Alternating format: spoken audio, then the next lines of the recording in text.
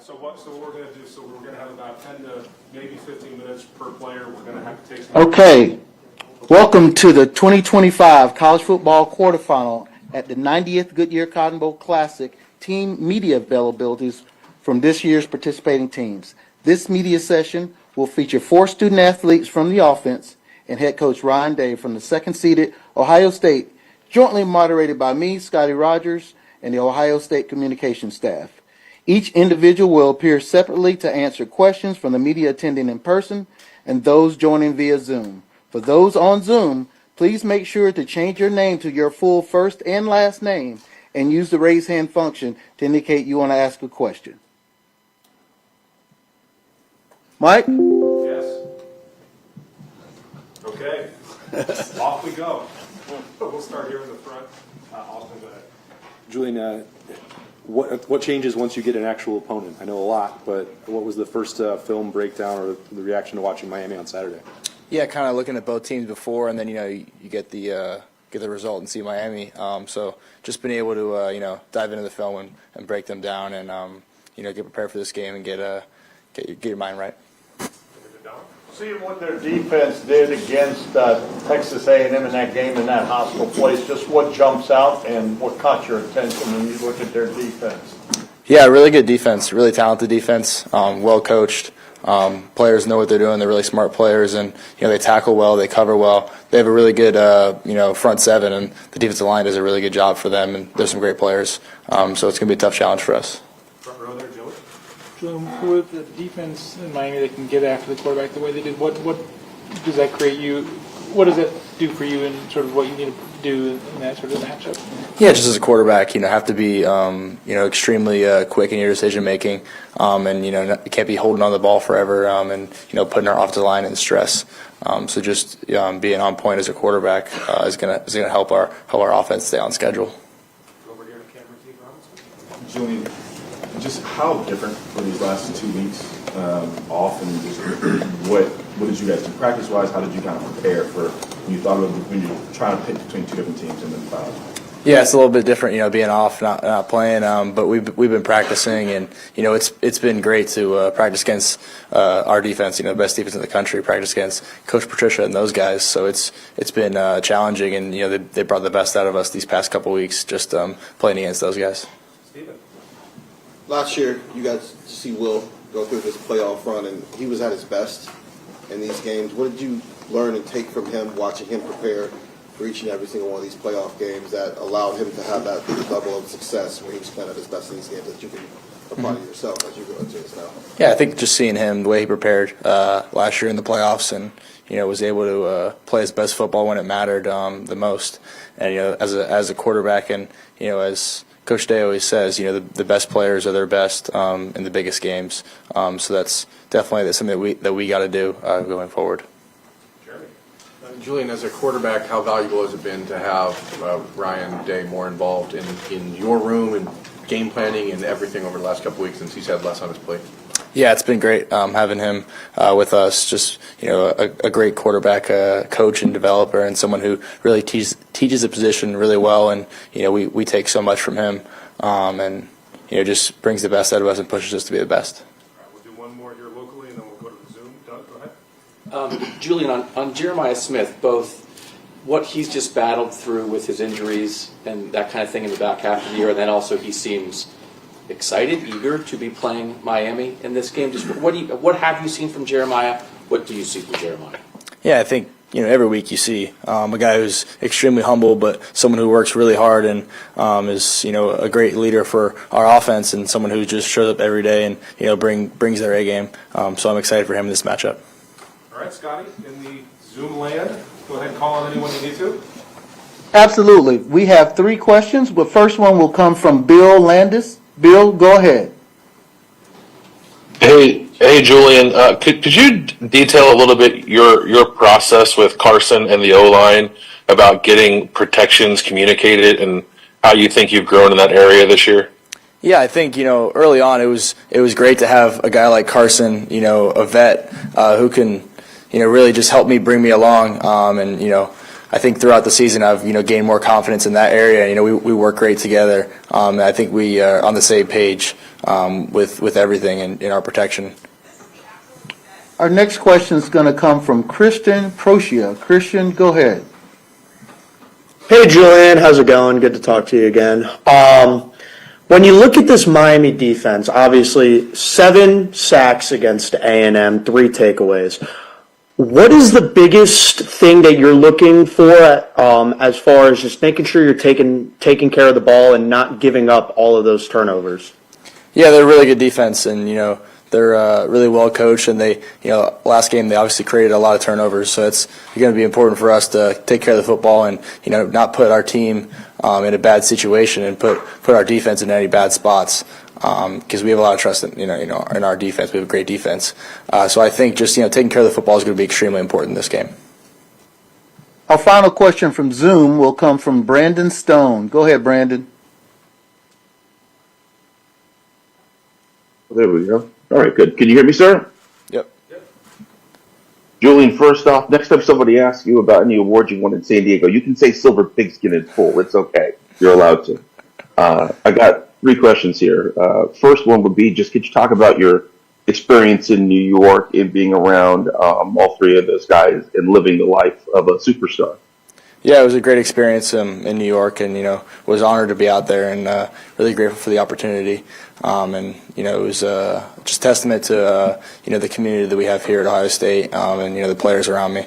So it was awesome. But it's we're back to work, and we're excited about this next matchup.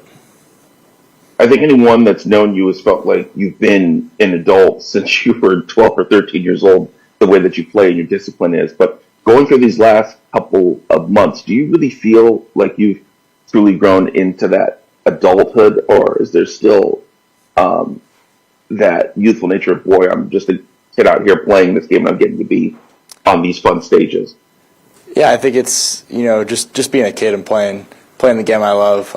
Growing up, I always wanted to play on the biggest stage and play in front of hundreds of thousands of fans.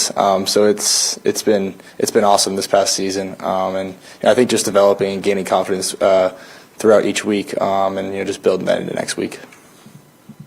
All right, Mike. Okay, back locally, we'll go to Bill right in the front row.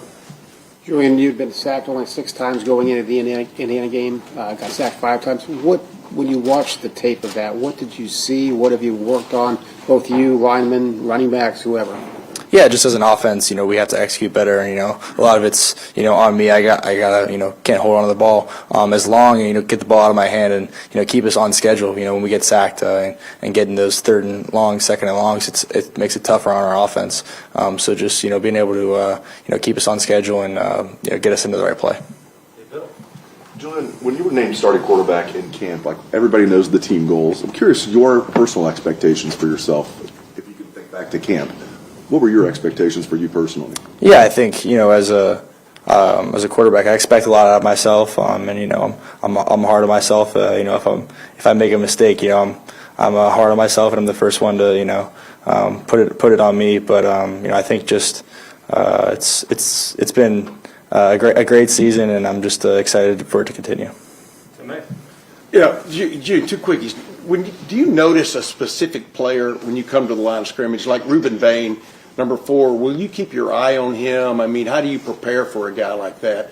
And then number 2, specifically, what did you learn from Will Howard? Did he step up more as a leader as that went on? Did he watch more video? Just, what did you see specifically from him that maybe changed as y'all got into the playoffs? Yeah, for the Will part, I think you definitely saw the leadership aspect from him in the playoffs, and then just the preparation aspect, and just knowing where he's going with the football every play. And then for the other question, I think when you come up to the line of scrimmage and they have 2 really good edge rushers, so you definitely have to be aware of them because they can cause a lot of problems for you as a quarterback, and just being aware of them and knowing where we have to go with the football. Julian, you've talked a couple times just now about holding on to the ball too long. Are there some plays that you're thinking about where you felt like you did that, or in situations where you maybe feel like you've done that? What causes it, do you think? Yeah, I think it's you're kind of hanging on for a play and thinking it's going to be there, and then you're waiting and waiting. But we just got to get the ball out of our hand and check it down if it's not there. And so there's definitely been some plays like that this season where I think I could have just done a better job in helping us stay on schedule as an offense. What's that? That's a balance for a quarterback of trying to hang in, maybe waiting for a bigger play to develop versus just get rid of it. Yeah, there is, because sometimes you're waiting. You might have a big shot down the field. You're waiting, but sometimes we can just get the ball out of our hand. We see it. Let's get it out now. Let's get the ball and get 5 yards and move on to the next play. All righty. Julian, thank you very much. Thank you. Thanks, Julian. Bring up Max Klare here next.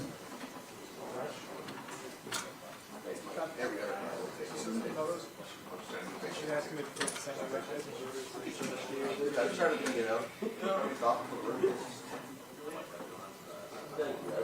try to be better.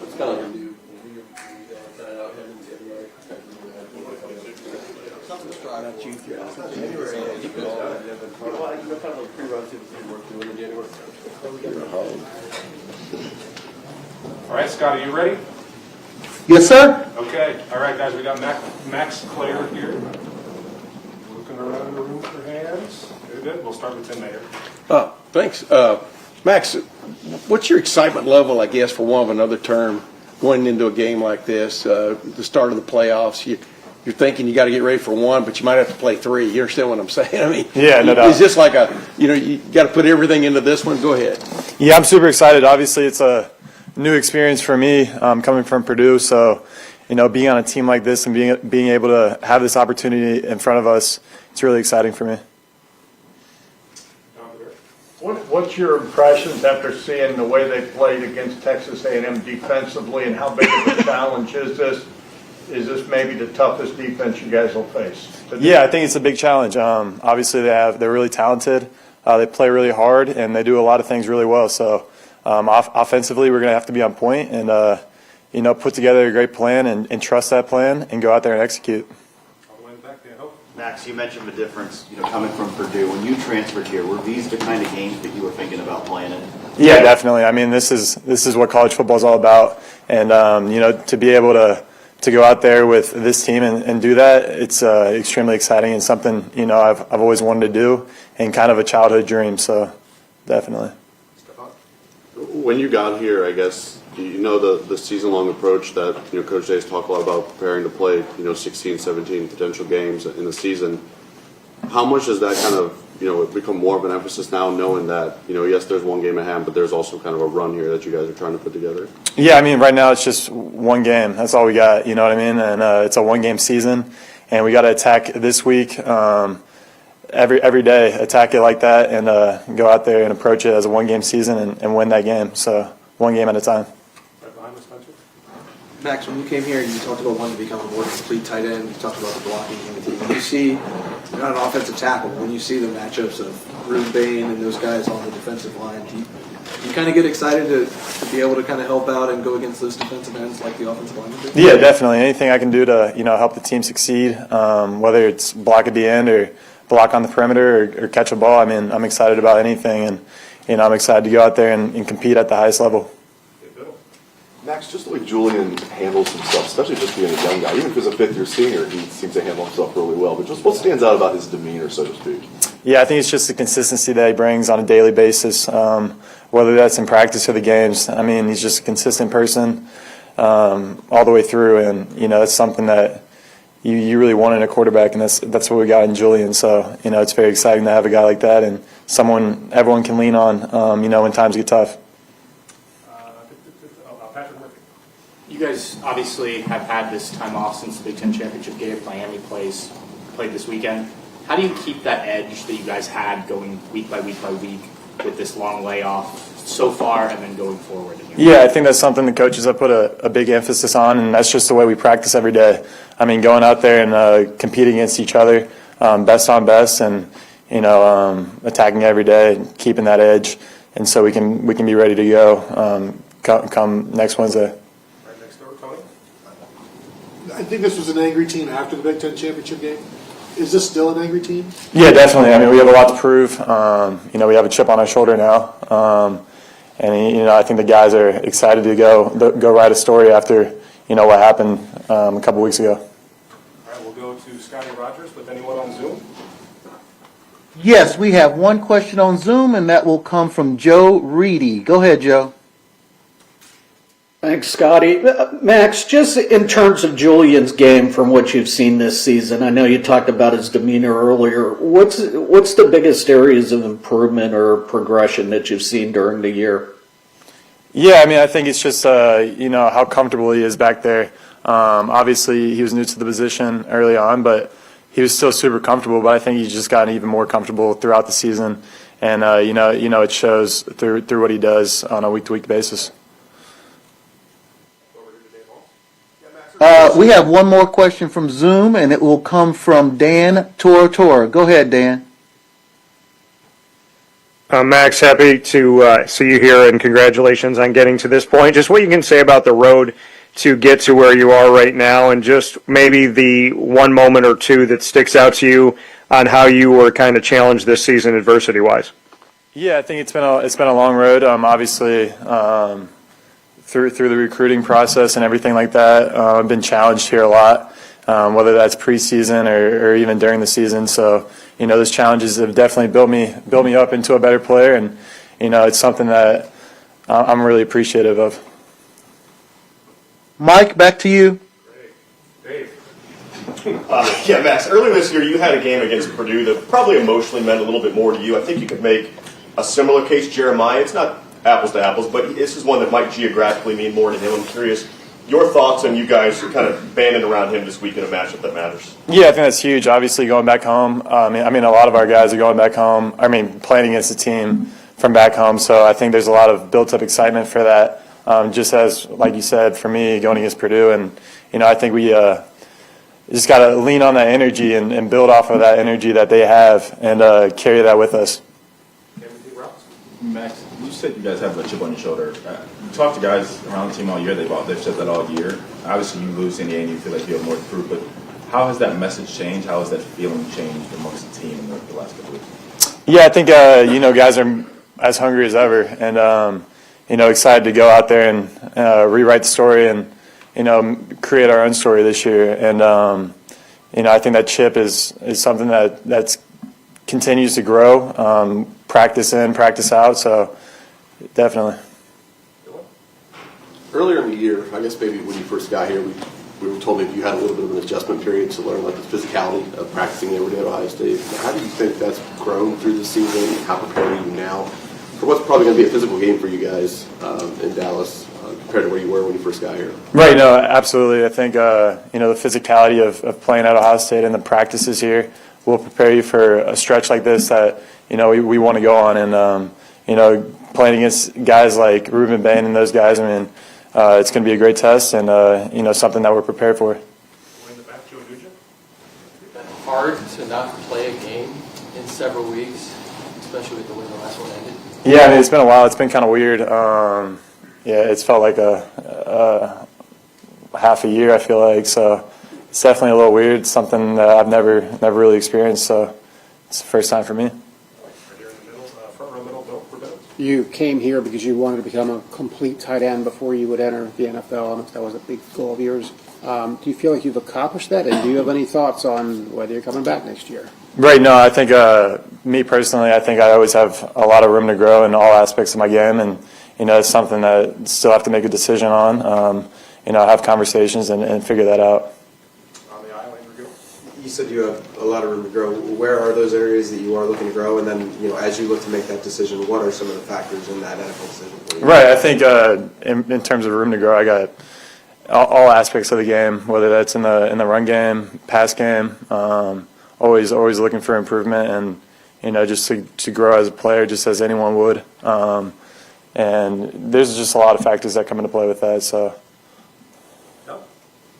Max, Brian Hartline has other things that he's dealing with. He's also here with you guys. How much has Ryan Day maybe been more directly involved with the offense since the Big Ten championship game? Yeah, I think he's definitely had a more of a focus on the players and trying to get this offense going. You know what I mean, and putting us in the best position as possible to go out there and have success come next Wednesday. Yeah, Max. Time for one more. Oh, sorry. Go ahead. What did y'all specifically address over these last couple of weeks that kind of fell short against Indiana from an offensive standpoint and stuff? Obviously, the finishing aspect of things, 2 times inside the 10 and no points. What did y'all address? Yeah, I think it really just comes down to execution. Against Indiana, we just didn't execute at the level we were supposed to, and it's something we got to focus on and make sure we're locked in on. So it really just comes down to execution at the end of the day. Thank you. Appreciate it, guys.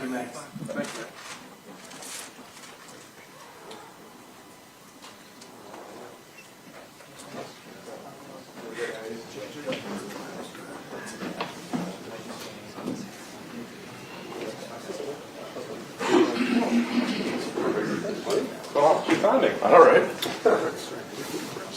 All good? Yeah, all good, yeah. Step on up. All good. All right, Scotty, we got Carson Hinzman here, starting center. We'll start with some questions here locally. We'll go to Andy Anders. Go ahead. Yeah, Carson, just as you guys broke down the film, what did you see that maybe went wrong in pass protection, and how have you worked to correct that in these few weeks leading up to the CFP? Yeah, obviously our pass protection wasn't up to par of what our expectation is. Looking at some of the things, just going back to fundamentals, I think over these next couple of weeks, we know what's going to be important. I've fortunately been in this position last year. Somewhat similar of a situation where you see some things where you're like, okay, as the season progresses, maybe sometimes you get away from a little bit of fundamental work, but that's exactly what we've been doing this past couple of weeks to get back into it, to get ready to go play some of these great defensive ends and defensive rushers that we have coming out.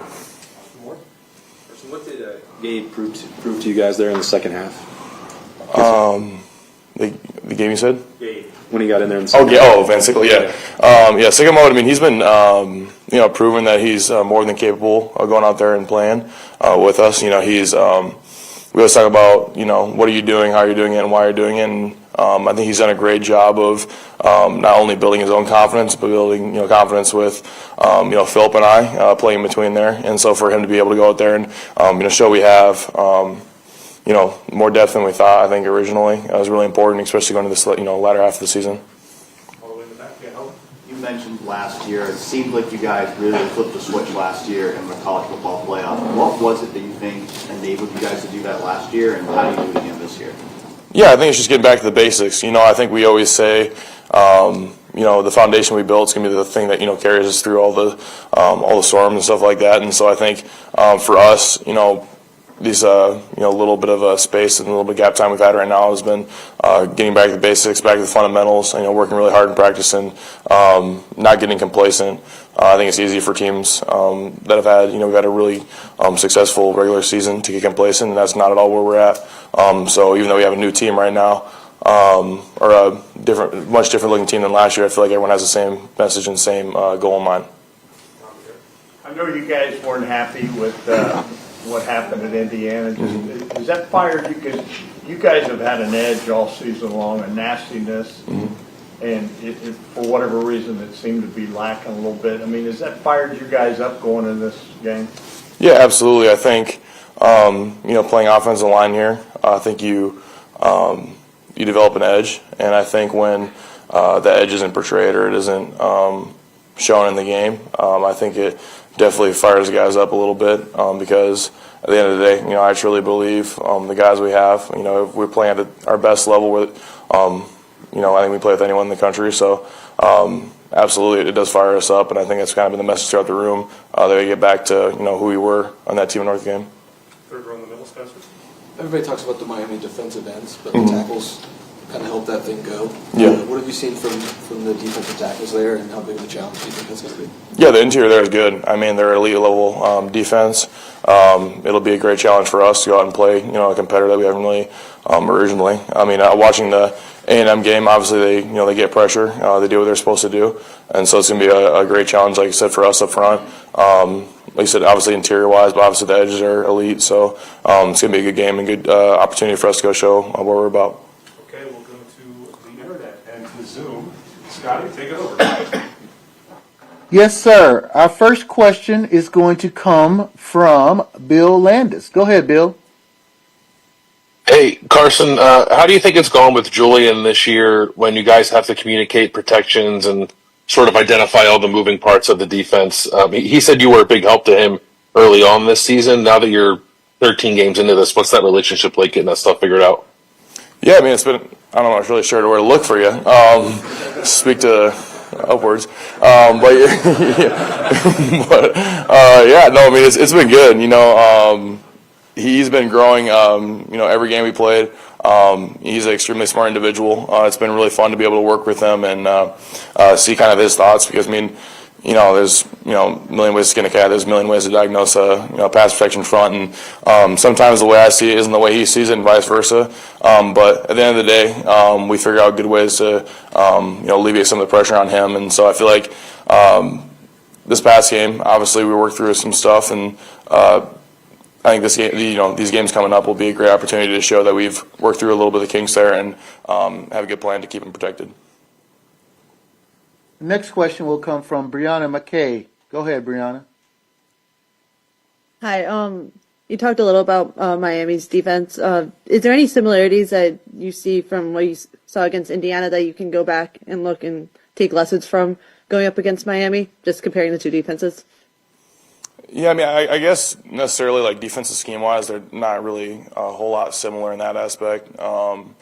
They might be a little bit similar to other games we played earlier this year, but just defensive scheme-wise, player-wise, obviously a little bit different as well. So it's just comes down to doing a great job of film watching, preparing for your opponent. I've been blessed to be a part of a lot of games, so nothing we haven't seen before.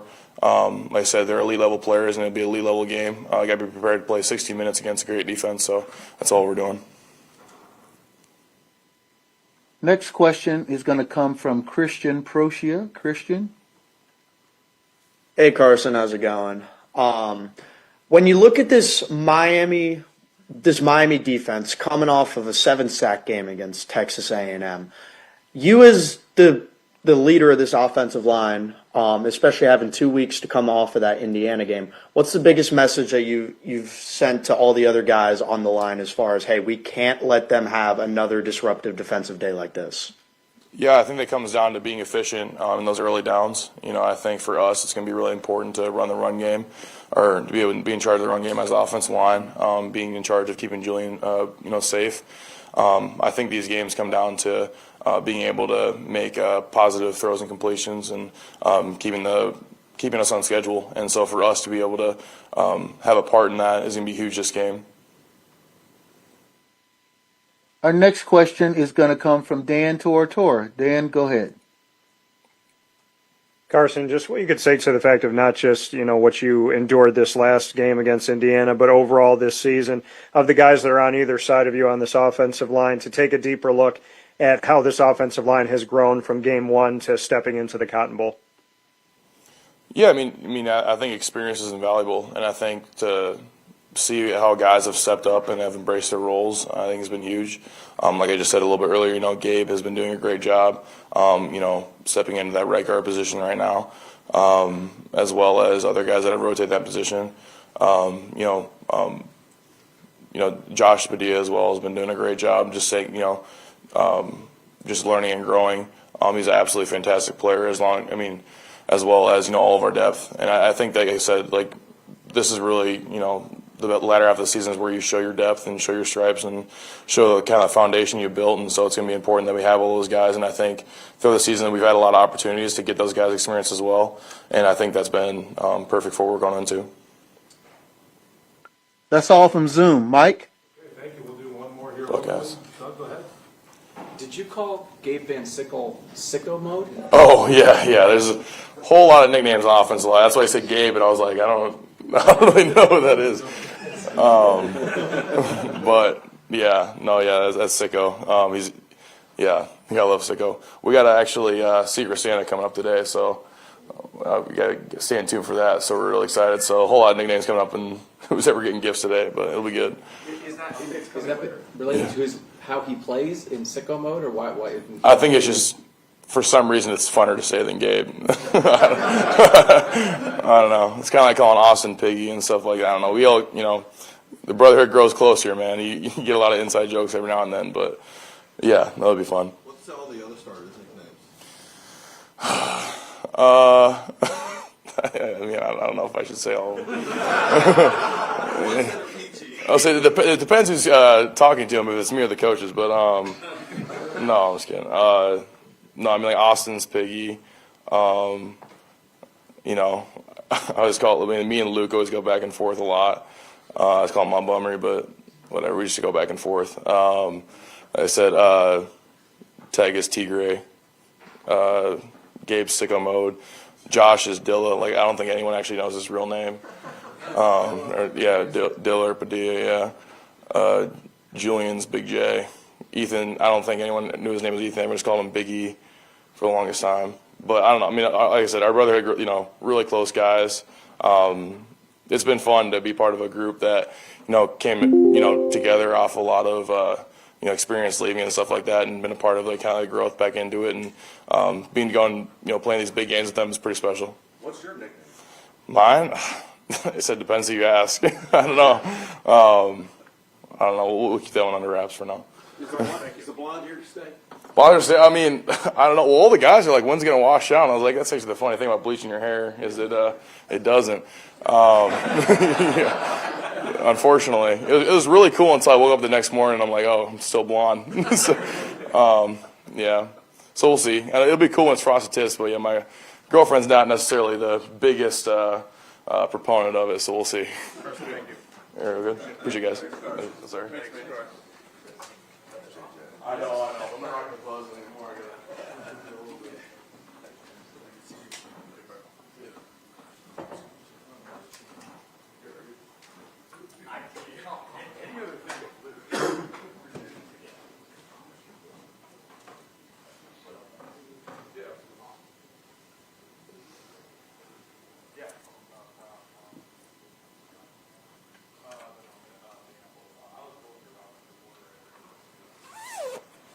Scotty, we got our final player, Jeremiah Smith.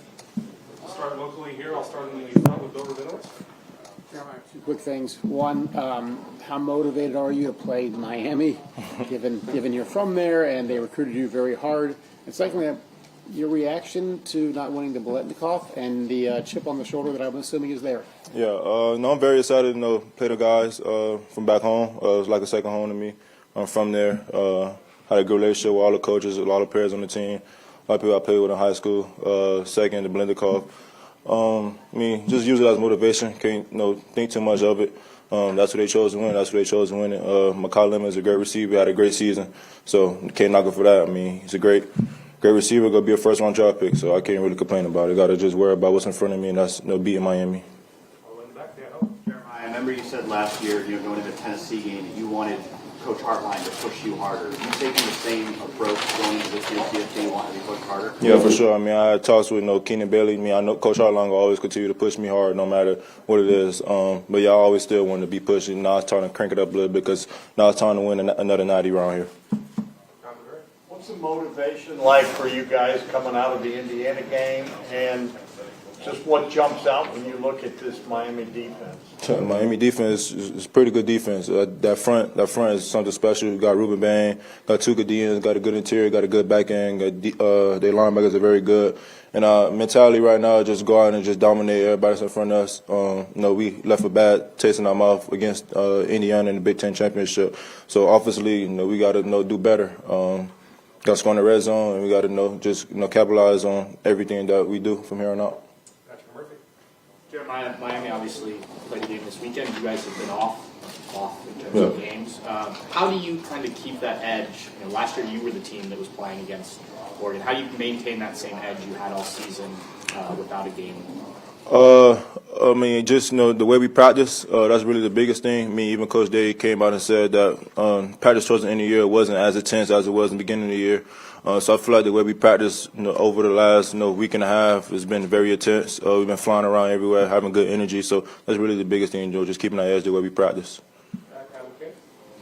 When you look at Brian Hartline, I know he's got a new role, but how has he still kind of kept himself integrated in the wide receiver room and as the offensive coordinator over the last few weeks? Yeah, Coach Hartline's been around, been helping us a lot in the receiving room. Very excited for him and the new role that he have there at USF, I should say. And he's still around, just still helping us. So very excited for him. JJ, you mentioned talking to Keenan about that. What's been his role for the last couple of weeks? Has he been more involved with you wide receivers? Yeah, he's been involved with us over the last couple of weeks. Just helping us the game plan and stuff like that. But he's still, he's in the receiver room for sure. Jeremiah, what was the stretch for you in November like, where you're going through rehab, trying to playing hurt? Just what was that like for you? How hard was that? What was your experience like? Yeah, just a little adversity, I should say. Something I never really had to deal with. I don't really be hurt or nothing like that. Nothing really bothers me, but that was something serious that I had to deal with. After that, was it Rutgers week? I was, feeling down. Like I was like, I don't know if I'm gonna play against Team of North. Like so I was debating if I was gonna play or not because it was really bad. I didn't know if I was gonna be able to play, but I had to do, everything for the team, and I wanted to be out there, and I did everything I could, and we got the win. So. What kind of injury were you dealing with? I was dealing with a quad strain. It's called rectus femoris, something like that, I should say. But I really supposed to been out 3 to 4 weeks, and for me to be able to pull out of it, I give all the glory to God for that one. Was there ever a time, Jeremiah, where you wondered if maybe you wouldn't be able to play the rest of this season? How concerned were you? I don't think I was very worried about not missing the whole season. I think I was more worried about missing that game. That was the biggest thing for me.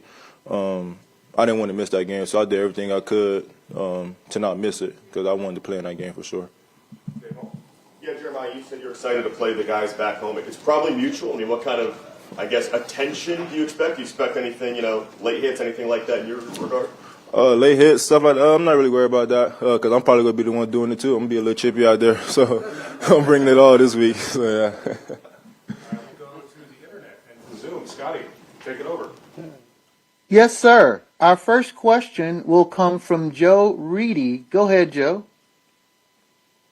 Hey, Jeremiah, a couple quick questions for you. How do you keep your emotions in balance just over the next couple weeks? Because you're facing a lot of guys that you used to go against in high school and everything, and just also, too, going back to the Cotton Bowl. Yeah, I know I got to keep my emotions. A lot of guys on this Miami team I played with or played against in high school. So I know I got to keep my emotions very high because there's going to be a little chippiness out there. So I know Coach Dave, Coach Hartline, everybody going to tell me, just keep my emotions in check and, just don't get a 15-yard penalty. And then just in South Florida and everything, is there still animosity with Ohio State based on that 2002 national championship game? Oh, yeah, for sure. I mean, you see it all over the internet, all over Twitter. They still talking about that, 20 years later, but they're still worried about it. But we got something for them come New Year's Eve. Okay, thanks. Our next question will come from Christian. Go ahead, Christian. Hey, Jeremiah, how's it going? Being able to play against, I know you guys are obviously on opposite sidelines, but this is your first time matching up against JoJo in college. How nice is that to be able to see the dude who you won numerous state championships with, and you guys just dominated the South Florida high school scene? Yeah, it's truly special. It's something me and JoJo talked about since we was the age of 11 years old. And for us to be on this stage right now, going against each other in the Cotton Bowl, something that we dreamed of. I can't wait to see him after the game, say what's up, take a couple pictures with him, see his family and stuff like that. So I'm very excited for me and JoJo.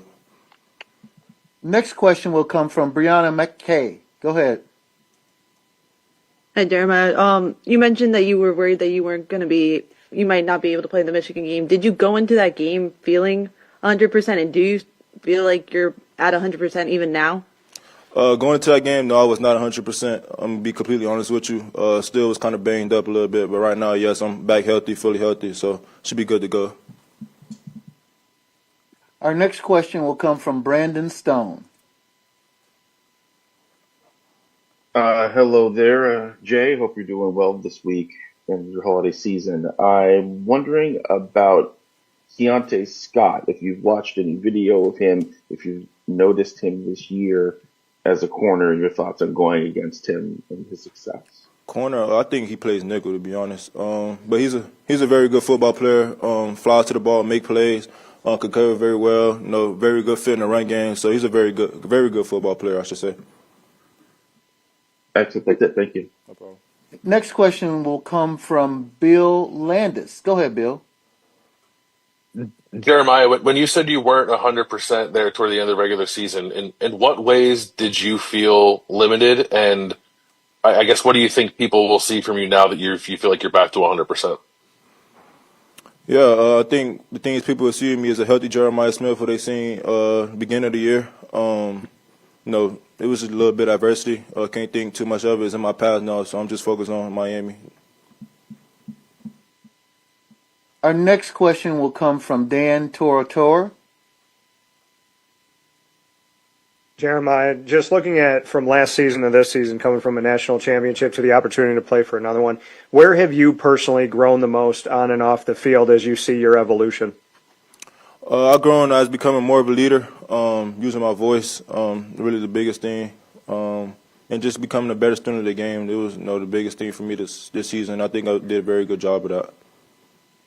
Our final question from Zoom land will come from Jalen Meadows. Go ahead, Jalen. Hey, Jeremiah. What have you learned mentally over the course of the season that's helped your game? What have I learned mentally?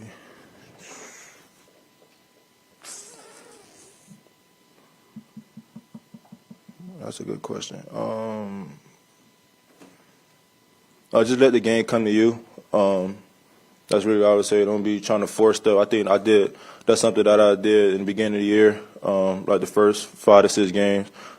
Just rushing and just want the ball and stuff like that. Just rushing stuff, like forcing stuff that ain't there, and just getting mad about stuff I can't control. That's one thing I found myself getting mad about in the first couple of games. Just being mad about things I can't control. That's out of control.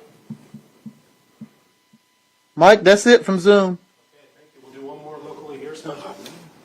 Jeremiah, knowing that, in all honesty, you probably only have 3 games maximum left with Carnell, what has Carnell meant to you in the wide receiver room as teaching you the ways of college football last year, and how excited are you just to get these final few opportunities with him? Yeah, Carnell meant a lot to me. Coming in as a freshman helped me a lot throughout my freshman year. Still helping me a lot this year as well. Carnell is a special person on and off the field. Y'all see the things that he do for us in the run game, and the type of routes that he run, the way he's able to beat defenders down the field, contested catches, everything like that. But Carnell is something special, and I'm very excited to be on the journey with him. And he's a first-round draft pick for sure.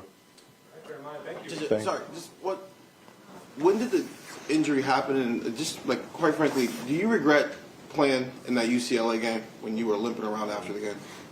Do I regret? Nah, because I didn't want to miss the game. I practiced all week. The injury, I think, happened in practice. I don't remember exactly when, but it happened in practice. But I don't regret not playing in the game. I tried to go out there and do it for the team. And that's all about. I'm all about the team. Whatever the team need me to do, I'm gonna do it. I played 2-3 drives and started bothering me a little bit. I told coaches I'm not going back in. It's messing with me. So I did everything I could. Thank you. Appreciate it. All right, we'll have Coach stay in here at noon, so we got about a 15-minute break.